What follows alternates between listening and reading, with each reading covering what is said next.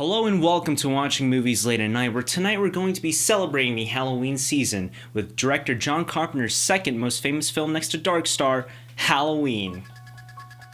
Halloween is the essential classic film that started it all, and with John Carpenter's amazing score and direction, Halloween paved the way for the slasher genre in the 80s, after the impact that was started by the Texas Chainsaw Massacre, and... Wait a minute. Wait a sec. This is the fucking remake!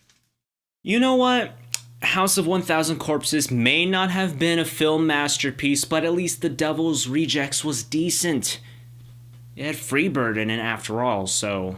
The movie starts off with an introduction to the Myers family, which is the everyday average family living the American dream. Ah! You fucking whore! Alright, now clean it up! Yeah, no, that's pretty accurate actually. We also see Michael Myers himself as a kid, since Rob Zombie decided that to follow up a bunch of sequels that gave Michael a backstory that nobody wanted, he'll also give Michael a backstory that nobody wanted. Okay, so, what's Michael's backstory here, huh? Give it to us, Rob. Come on! Michael, stop jerking off in there.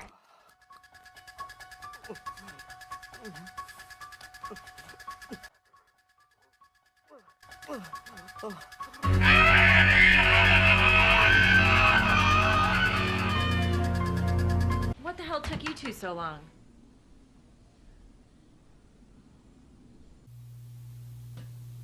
It soon settles in that, for whatever reason, everybody is an asshole to Michael. Which is why even a fucking spy kid is picking on him. Hey, shitpants. What's going on? I heard your sister got caught selling blowjobs in the bathroom. This is what you left the OSS for, Junie? Really?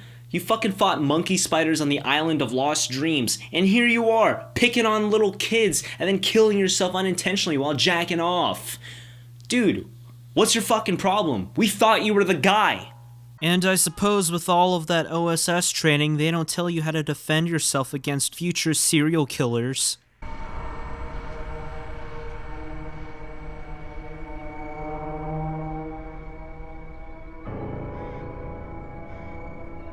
And that's game over for Junie!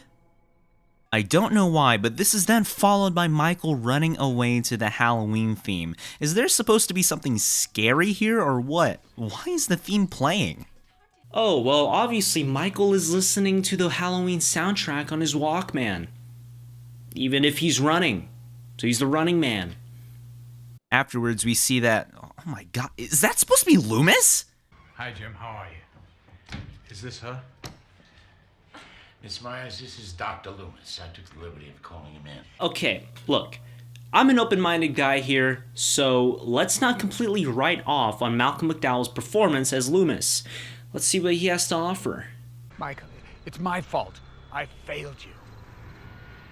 Oh, well. That's pleasant. So Halloween night finally rolls around, and Michael, after getting a terrible load this year, decides to instead murder his entire family.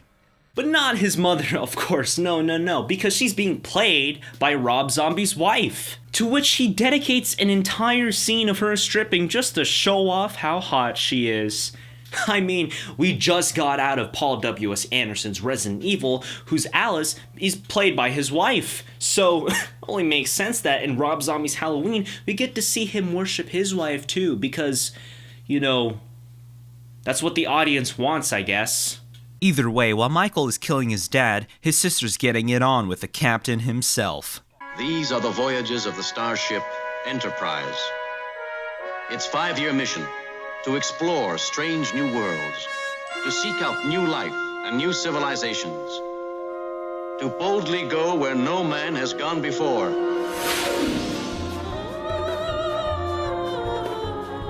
Unfortunately for this guy, Michael's a major Trekkie too, so he kills him for that priceless original run mask.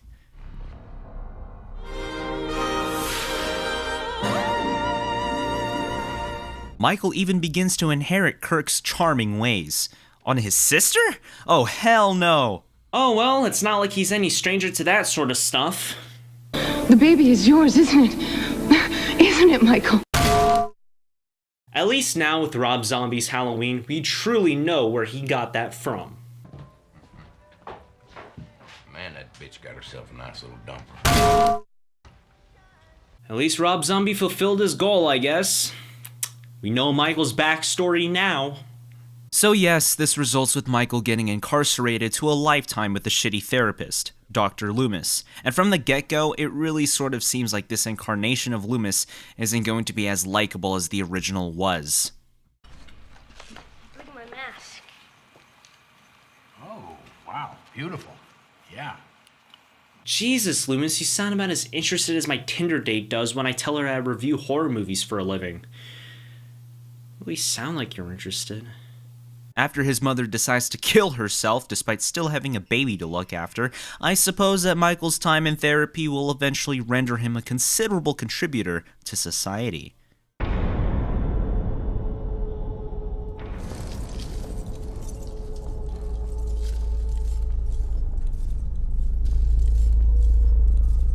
Damn! At least prison food kept Michael well fed.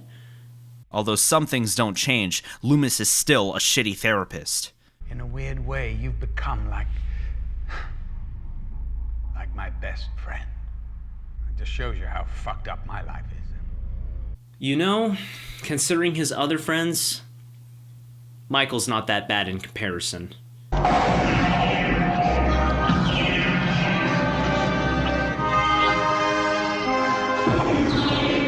However, because the rec room was playing Fox that night, Michael figures that it's now time to break out of prison. Apparently 15 years later, everybody is still an asshole to Michael Myers because these two guards just happened to randomly come into his cell to rape this woman and make fun of him for being a beta male. Although I'm guessing the entire point of this scene was Rob Zombie just demonstrating the fact that Michael Myers is actually a very cool guy because he killed those two assholes for raping that woman.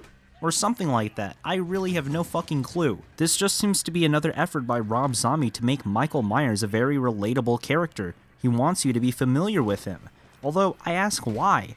Why would you want to do that with a character like Michael Myers, whose horror was in the fact that you don't know shit about him? It really makes no fucking sense at all. Anyways, he makes his way back home to get the most valuable thing of all, an original 1966 Star Trek Captain Kirk mask. Michael certainly has his priorities straight.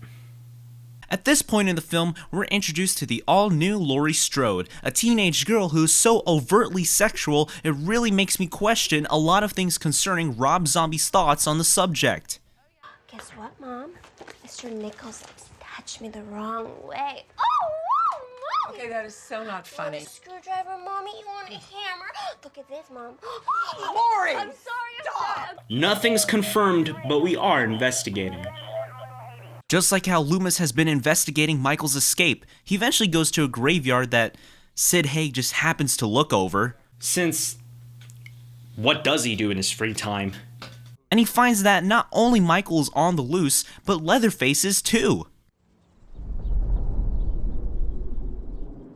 Of course, this film is the beginning of the Halloween cinematic universe, to obviously compete with the very formidable Universal's Dark Universe. So it's Halloween night and Michael makes his moves on his hunt to find Laurie. Because he's on a mission from the Thorn Cult, and that means he has to kill his family on... That's not the plot to this movie, sorry, it's... Michael wants to reconnect with his family. Honestly, what's the more lamer motive here? Laurie, like in the original, spends her night not banging a guy like her friends are. Since you know, she's very precious and very G-rated in this movie, right? Look at this, Mom. Lori! I'm sorry. Instead, she's looking after these kids, who then bring up Michael, who they refer to as the Boogeyman. What the fuck? How do you confuse a painted William Shatner mask with this? After some prodding from Laurie's friend, Annie, with whom Michael has had some encounters before, Michael does manage to catch up to Laurie. He then chases after her in the neighborhood while she's screaming her life out. Laurie does get caught by Michael and is taken to remake Freddy Krueger's lair?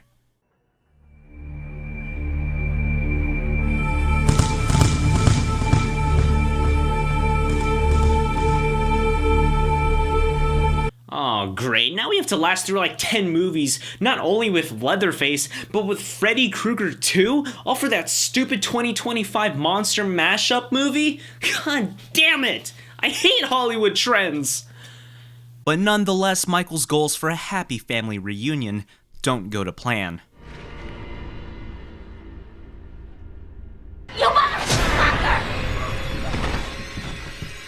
Communication is important, Michael, and maybe if you just clarified that you weren't there to kill Laurie, she wouldn't have done that to you. Maybe. Considering you already killed her friends and all. Michael once again has Laurie in his grasps, before Loomis interrupts. Michael! Stop! Stop! Michael! What kind of shit were they doing to Michael in prison for him to have bulletproof skin like that? What is he, fucking Luke Cage? Either way, it's not like that did anything to him, as Michael gets back at Loomis by squishing his eyes. Not to worry, everyone. If Loomis could survive being blown to bits in a hospital by just having a little bit of surgery, then losing his eyes like this surely isn't going to be a concern. Then again, Michael did get his eyes shot out in Halloween 2, so this is revenge in an alternate universe, I guess. In one last effort, Michael goes extreme home makeover while still going after Laurie, but Michael then gets pinned down by Laurie and even gets shot in the face by her, killing him forever. You know, this actually sort of reminds me of another movie that I reviewed on this show, but I just sort of can't put my finger on it. Thing is over. Why did I care so much about this? Oh, whatever. And that was Rob Zombie's Halloween. For a movie franchise whose last entry at this point was about Michael trolling an internet reality show, this movie still fails to bring any real scares under the Halloween name. In fact, all it really tries to do is amp up the violence, and turn Michael into a somewhat sympathetic character. Since what I always wanted to do with a serial killer is obviously sympathize with them. Ted Bundy did nothing wrong, and Ed Gein was just an aspiring interior designer. What's to fault them for? The main problem with this movie is the fact that Michael's stance as a mysterious serial killer has long been gone, which is all thanks to the last few sequels at this point. It's no help also that this movie didn't even try to deviate from that. What it really did was go backwards. Instead of a stupid-ass cult plot, it just tried to rationalize Michael's killings as due to the fact that everybody was an asshole to him. What really made this movie bad was how it tried to portray Michael in the light that it did. While the sequels had Michael being a puppet by some cult, showing Michael's childhood and the apparent fact that everybody was just a dick to him really loses the mysterious edge Michael once had in the first two films.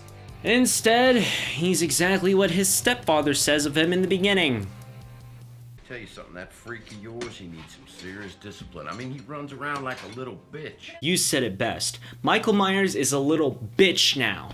Yeah, screw him having no clear motives and him just going after random people and, him lurking in the shadows. Ooh, that's really spooky. No. We're not doing that anymore. Michael Myers is now just a man from a broken home who wishes for it to be fixed again. Yeah, seriously. We've been watching movies late at night and hope to see you guys at dawn.